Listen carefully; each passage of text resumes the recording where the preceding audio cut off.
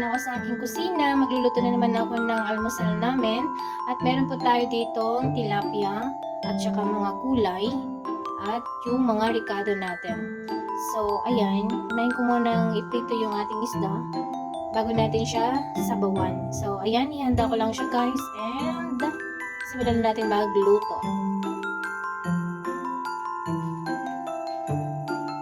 So, ayan guys, kasama na naman natin ang ating mayuwapang kawali. Ayan, painitin muna natin siya para makapaglagay na tayo ng mantika.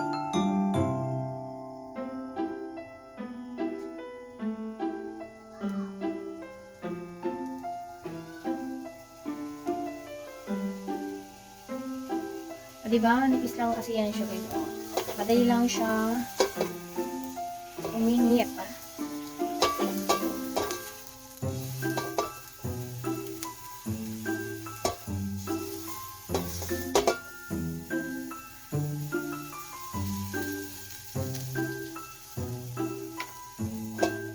Ayan, okay na siya. Lagyan na natin ng mantika.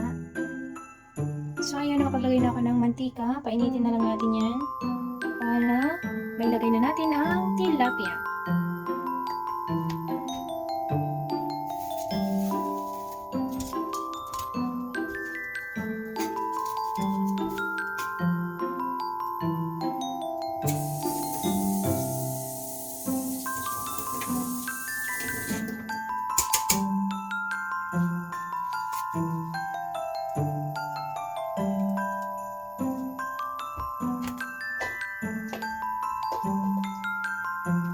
So, ayan, mainit na. Ilagay na natin ng tilapia.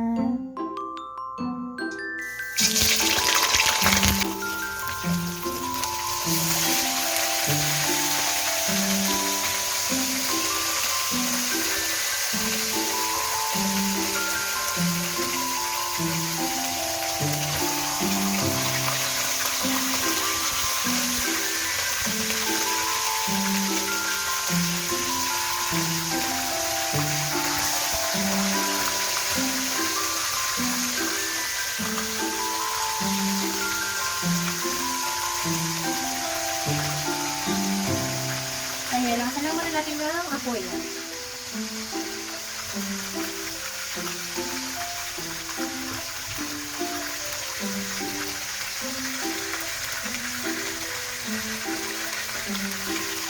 Ayan, takpan ko muna guys kasi mag-prepare muna ako ng sasawag natin dyan. Ito, ihanda ko muna itong mga gulay-gulay natin at saka yung ricado natin.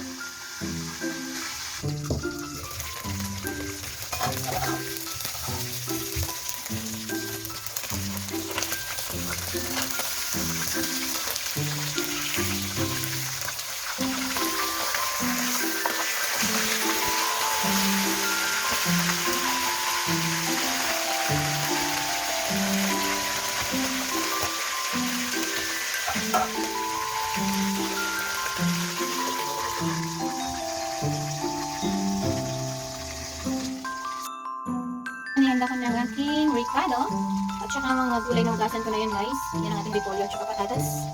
Yan, pechay and siling buyo.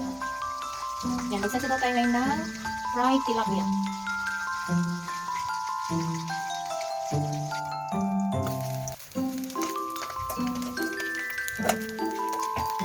Okay, natulog na natin. Ay, nagdikit siya.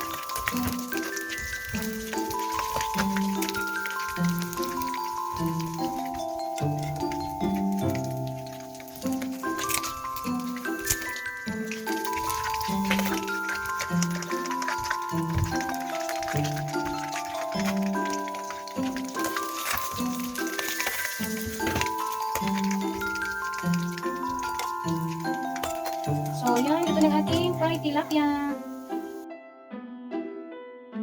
Buwasan ko lang ito ng oil at dito ko na lang din siya igigisa ang ating ricado. Yan. So, bali ang dami kasi yung oil. Babawasan ko lang siya.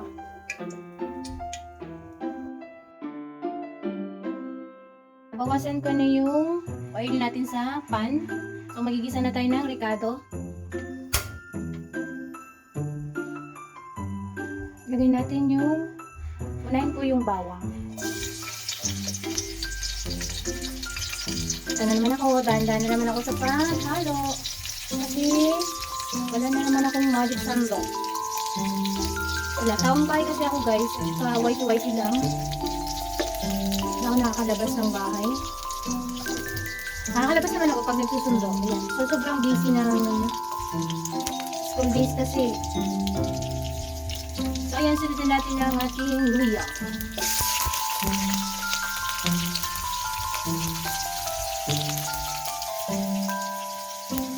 Lakasan ko lang konti yung apoy.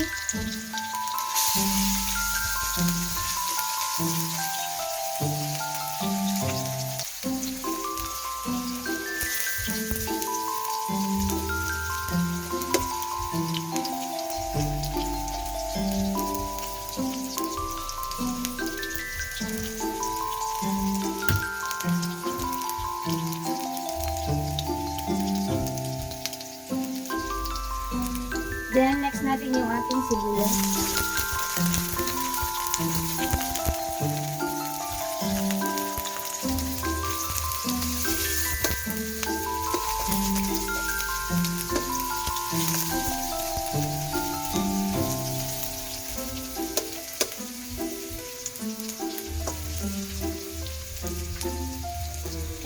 Yan, pwede na natin ilagay yung patatas.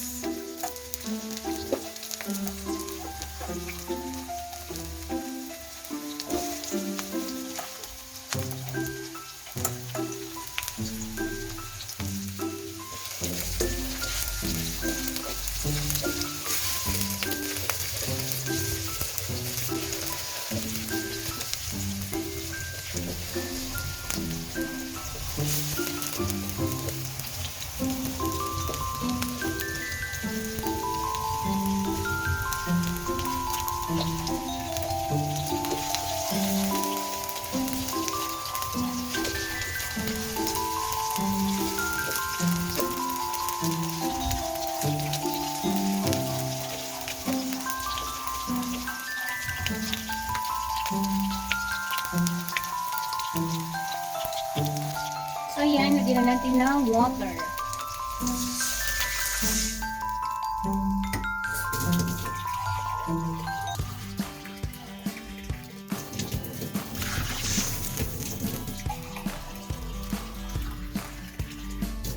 Ayan, depende po yun sa inyo kung gaano karami ang inyong isasabaw. Yan, pakulaan ko lang yan guys. Bago tayo maglagay ng mga panlasa. Ayan.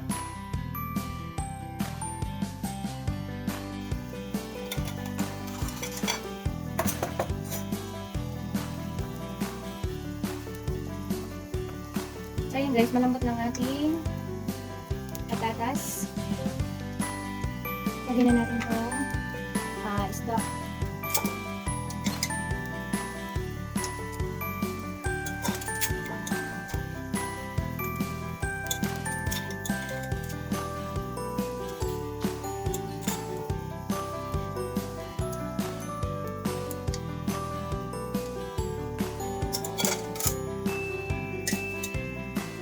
Lagyan natin siya ng patis. Ito, patis.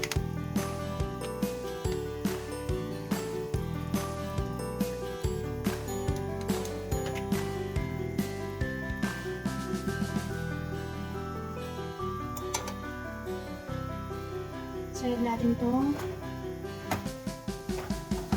pechay.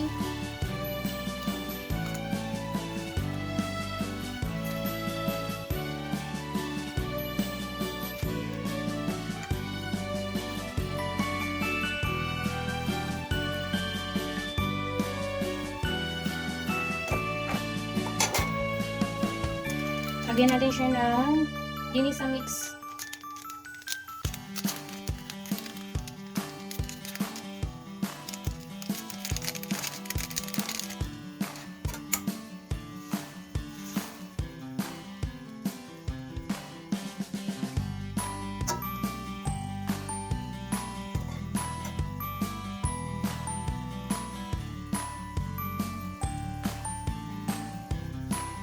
pwede na rin natin ilagay itong repolyo.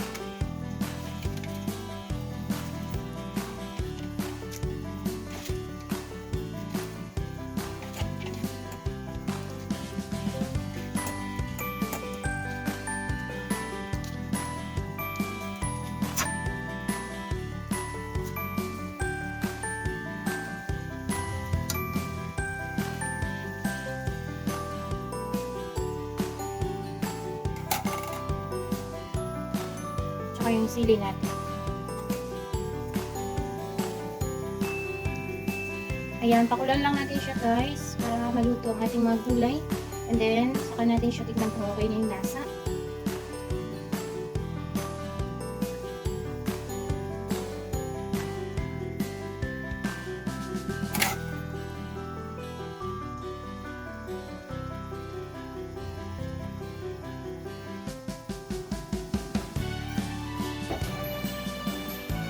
Wow, yummy! Ayan, kakain na naman tayo ng gulay, guys. So, tikman na natin. Okay na yung ayan, okay na siya, guys. Kasi nilagyan ko na siya ng konting patis at saka ginusa mix. Okay na yung ating gulay. Luto na. Kakain na naman tayo ng breakfast.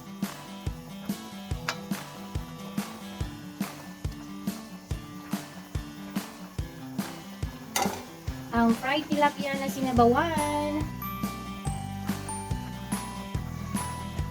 Yummy, yummy, yummy.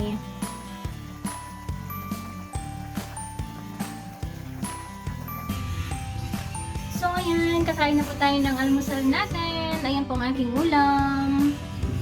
Ayan ang aking kanin. So, ayan guys. Thank you for watching. See you in my next vlog. Bye-bye!